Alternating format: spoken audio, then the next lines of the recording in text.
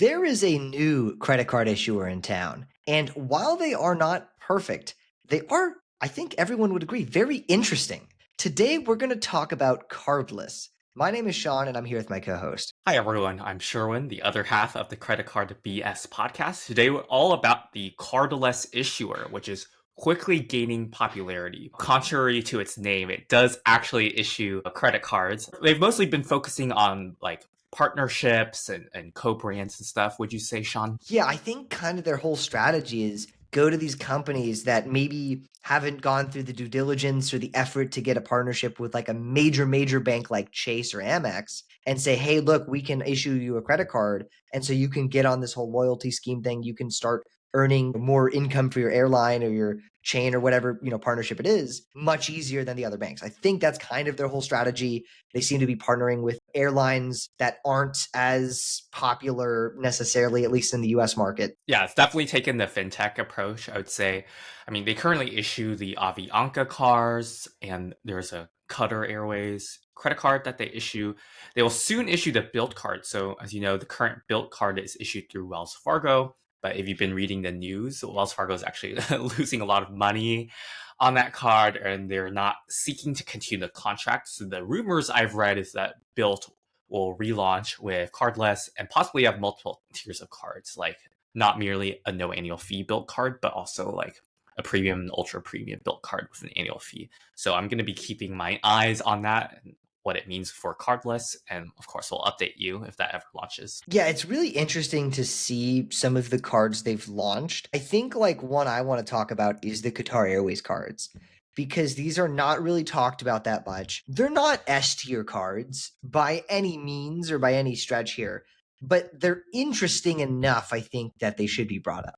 So specifically, I want to first talk about like the premium Qatar Airways credit card, which is a $499 annual fee. The sign up bonus during like a promo period can actually be pretty good.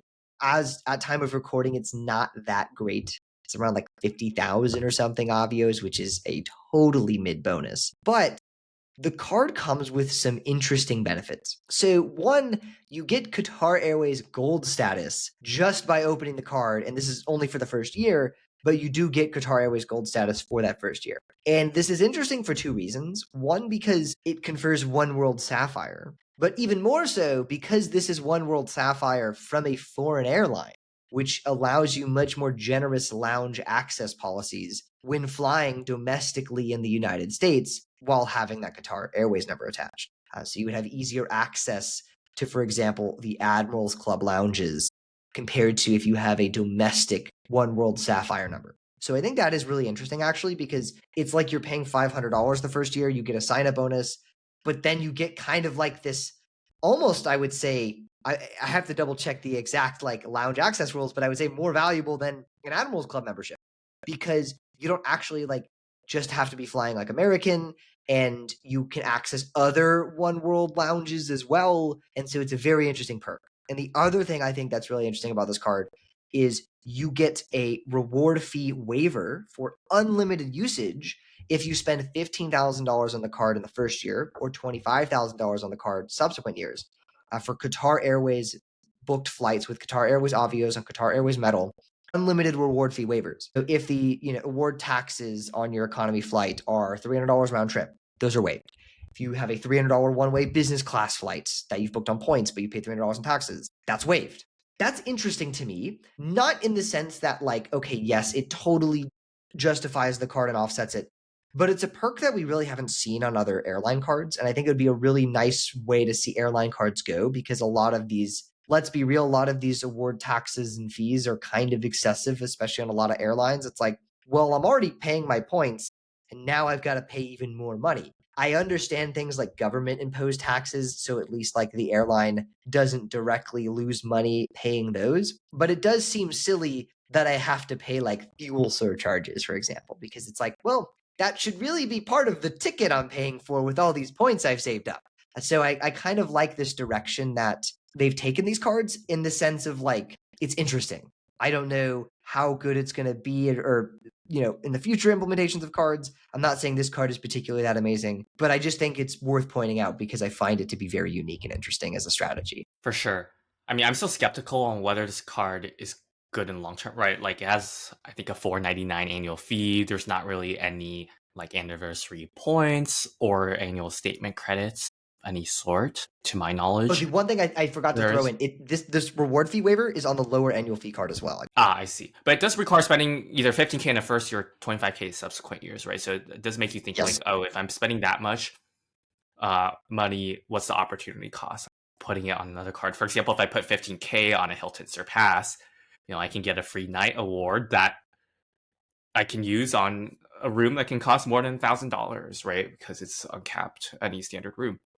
I think there's an opportunity cost analysis to be made here. I also don't think there's actually any like long-term lounge benefit, to be honest, here, because like yes, you do get the gold status, cutter gold status during the first year. That gives you one world sapphire, but like that's situational. Are you flying a lot of one world?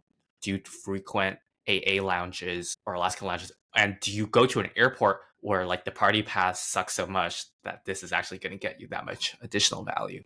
And second, like if I'm paying $4.99 annual fee, I want like some kind of recurring lounge access. Like even like the AA card that's like very expensive from Citi, I think it's like $600 or $700 range now.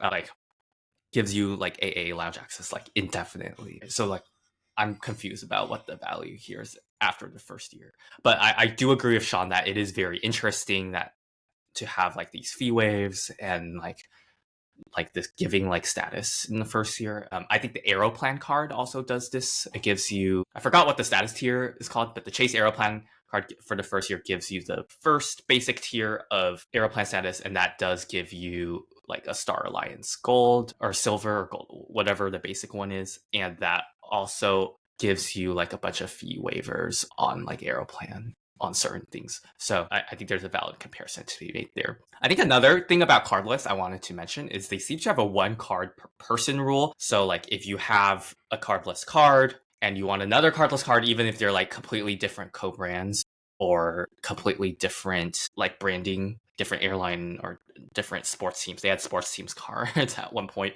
You wouldn't be able to get that. I'm hoping they like relax this rule once they launch the build card, right? Because otherwise it just wouldn't make sense for their whole product line. I might be wrong, but I thought I read something that they were like in some cases becoming more lax on it. I'm not sure though. But yes, like at least like for at least a while, like even if it isn't now, like that is a rule that they have. And I think I would not be surprised if they still have it. But I agree with you that yeah, it's like if once the built card's there, that'd be really weird if they still have it. For sure. I think another thing to be wary of is they have a history of nerfing cards.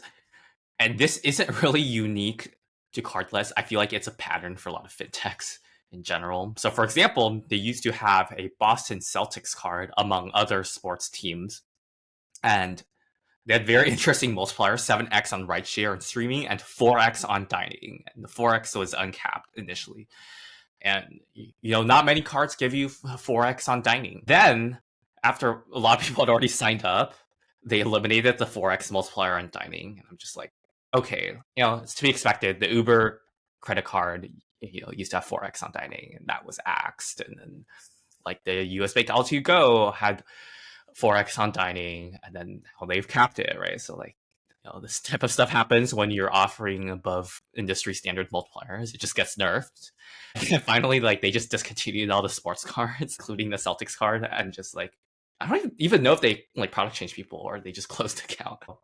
Like, I don't know. I think a lot of these fintech cards are cool, but and like their apps probably work better than like Chase or Citi or Amex in some cases. But I don't know if they're like as reliable in a sense. No, that totally makes sense. It's like probably just a case of, hey, we got a bunch of VC money. Let's go get a bunch of customers. Let's like make the multipliers way high and everything. And then they get all these customers like, wow, people are losing us a lot of money. And then they start to realize at some point they have to start making money.